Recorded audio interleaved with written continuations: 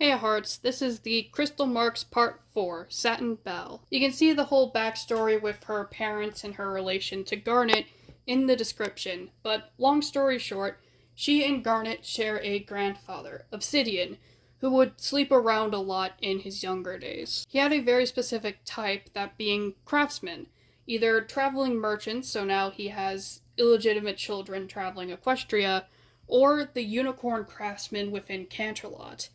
However, with how I color ponies, unicorns have more vibrant coats, including white, while earth ponies are locked to more natural toned colors. Since in canon, Canterlot is rather classist, I doubt the socialites of Canterlot would take too kindly to half earth pony unicorns. Most of Obsidian's children would move into the crystal mines with the rest of his family, but one didn't. Her name is Pearl, and she is a unicorn with Obsidian's black fur. She always wanted to be a socialite, but saw her half earth pony blood as a disgrace, so she cut contact and ran away.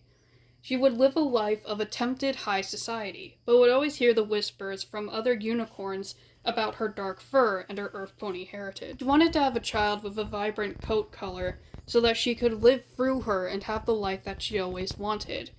So she picked out a unicorn she thought would give her that child, that being a light silver royal guard named Cobbled Fred. Originally, Cobble loved her, and he loved the idea of being a father.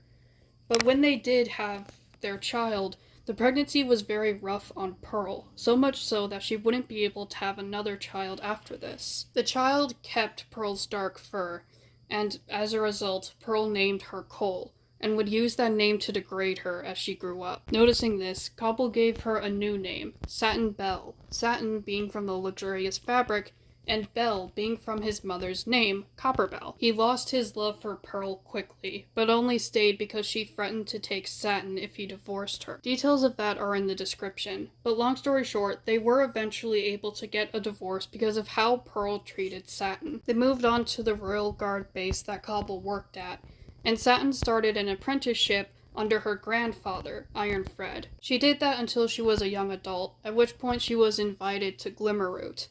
Upon confirming that her family would be able to visit her, she moved. Originally, she was very hostile, as she was in yet another new place that she didn't fully understand. She and Olive didn't get along at the beginning, but Satin would eventually meet an axolotl, who she would name Alloy, that would become her pet. Alloy would bring up concerns about Satin with Wisteria, and Wisteria would gently talk to her about. She would help Satin and Olive talk to each other, where Satin would admit that her fear does not justify her behavior. Olive forgave her if she would do better.